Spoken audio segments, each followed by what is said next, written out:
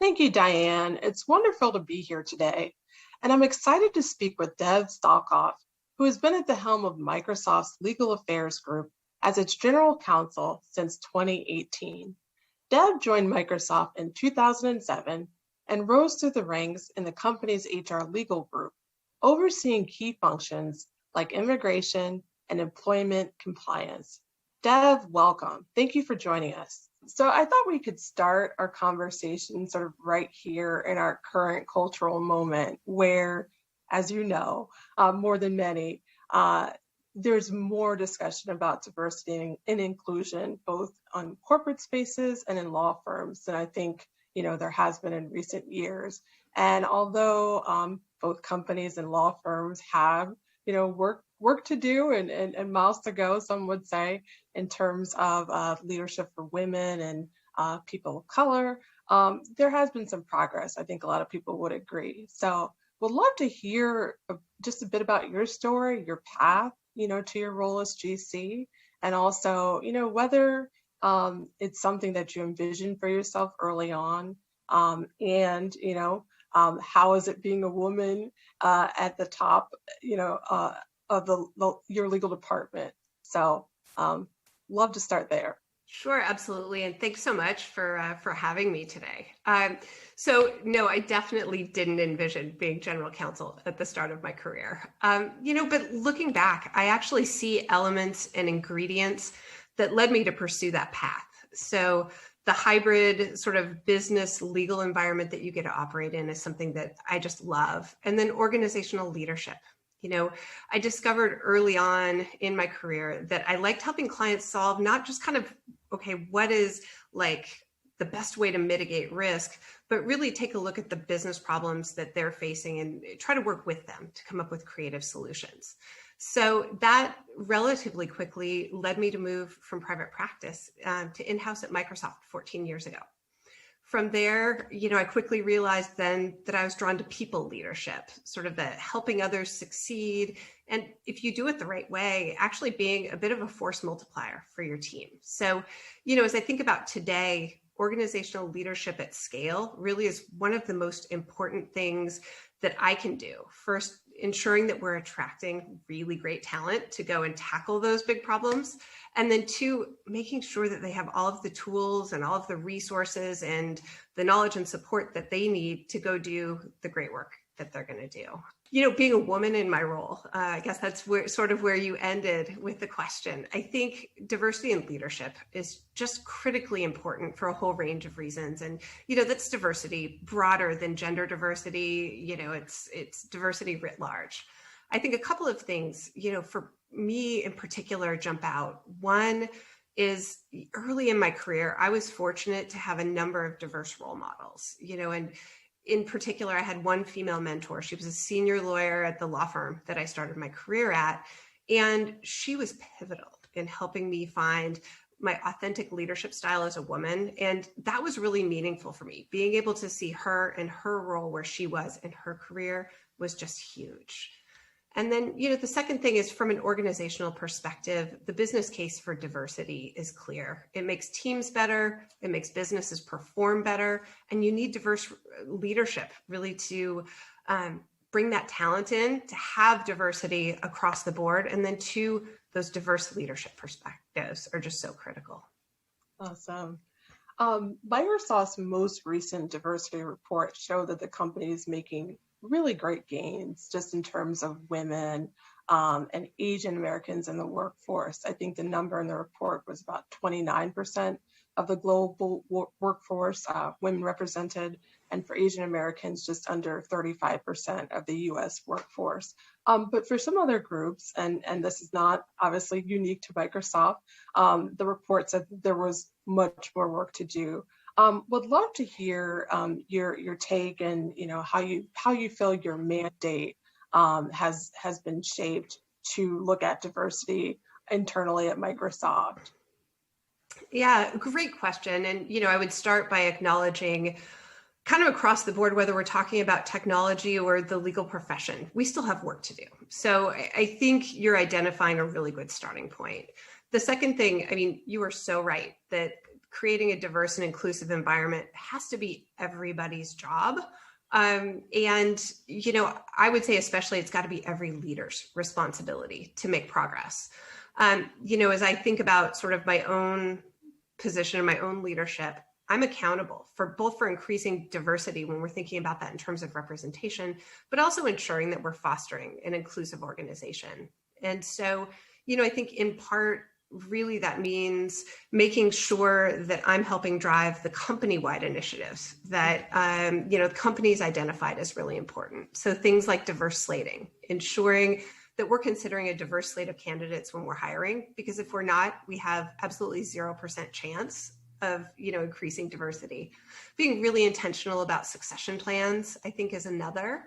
And then building D&I acumen, really thinking about what training and what conversations internally can help us all be on the same page culturally as we think about diversity and inclusion. Mm-hmm. I think one other thing is a couple of years ago, we began requiring every employee at the company to adopt a diversity core priority, which really is essentially a commitment to everybody, from, the first day at work all the way up to Satya, having a commitment that will all contribute to a diverse and inclusive company. And we're each expected to identify those concrete things that we'll go do and what impact we think they'll have. And then we're assessed against those right alongside our business priorities. So Microsoft CEO Satya Nadella, back in June 2020, right in the midst of the Black Lives Matter protests and the social movements going on, wrote in a letter to employees. And one of the things he talked about was really going full throttle on building an inclusive company culture. Two of the ways he talked about doing this was by adding $150 million of diversity and inclusion investment, and also by committing to doubling the number of Black company leaders at the mid-level manager level and above.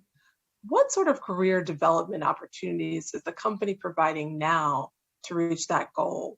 And how are you partnering with other Microsoft leaders in that arena? Yeah, well, so to start, you're right. It is a really big goal. And, 2025 will come more quickly than we know it. That said, it's still early on. It hasn't even been a year. And it takes a little while really to build robust programs to help us hit that goal. But the company has already taken a number of steps. And, it shows up in our diversity annual report as well in more detail. But we're working on expanding leadership programs for Black and African American and Hispanic and Latinx mid-level employees, really kind of focusing on that middle band in part, and also creating new sponsorship and mentorship matching opportunities to sort of expand leadership exposure. Mm-hmm. We're also continuing to build acumen across our employee base. I mentioned that. You may have seen recently, we had a 2-day event called Include, that was focused on diversity inclusion across a whole range of topics, everything from privilege and unconscious bias to thinking about covering and allyship and intersectionality. So it was 2 days, it was both internal and external, and we set aside that time and asked all of our employees just to go in and engage in those sessions. And I think those sorts of things are really good fundamentals to get us started toward that goal. As General Counsel, can you talk a bit about what you're doing to develop and grow diverse leaders specifically on your team? Sure. Within the legal department, we're doing a number of things. First, as I mentioned earlier, sort of all of the core things that the company's doing. And then in addition, we're focusing on a few things that I think are really good fundamental practices that we've identified as things we think will move the dial within our legal group. So one is bringing more transparency to career development opportunities, really making sure that people have an opportunity to raise their hand if they're interested. And that helps us not sort of incidentally or accidentally having people slip through the cracks by virtue of not realizing their interest in opportunities.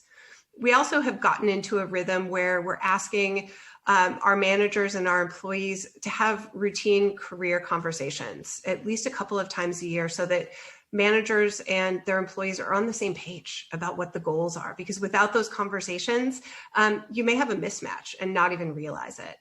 And then, we're doing things like trying to grow the talent pipeline. We have actually for quite a while, a 1L summer internship program just as part of every summer in the legal department at Microsoft. And it's been a great source of diversity. And as a matter of fact, this week we made offers to two of our former interns. So those are just a few things that we've been doing. I'd love to sort of pivot and talk a bit about Microsoft's external diversity efforts. I understand from your Chief Diversity Officer's report that Microsoft has committed to, I think, pledging $25 million as an investment with a historically Black bank. There's been talk about expanding the pipeline with respect to historically Black colleges and universities called HBCUs. And I would just love to know what efforts the legal team has underway to foster diversity externally. Meaning, obviously among the outside counsel that you work with, and also how do you ensure that, diverse people are not just showing up to the meetings, but they're actually billing on the matters, they're integral to the work. So love to hear your thoughts on that. Really great questions there. So to unpack that a little bit, we've been focused on supplier diversity for a number of years now, quite honestly, for the entire time I've been at the company. So to be clear, I can't take credit for much of what, is underway. We continue to iterate, but just a really strong foundation before I stepped into this role. A couple of different places are, I think, core areas of focus for our legal supplier diversity.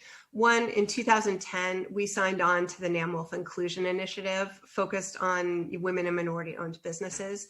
And we have committed and continue to commit to spending at least $15 million annually within the legal department on working with WIMBY firms.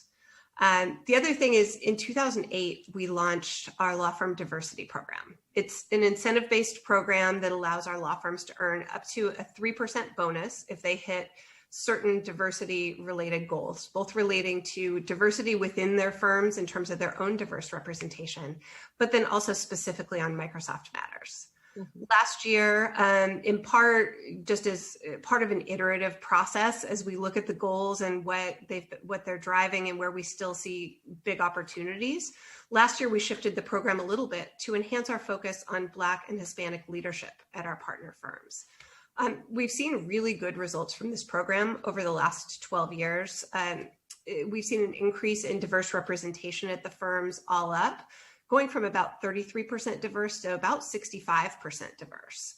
So a really good gain there. And today, about 90% of our first and second chairs in our major litigation matters are diverse. We're hoping that with the shift in the program, we'll see similar increases. It often will take a year or two really to start. It takes a little bit of pipelining to see increases as it relates to Black and Hispanic leadership as well.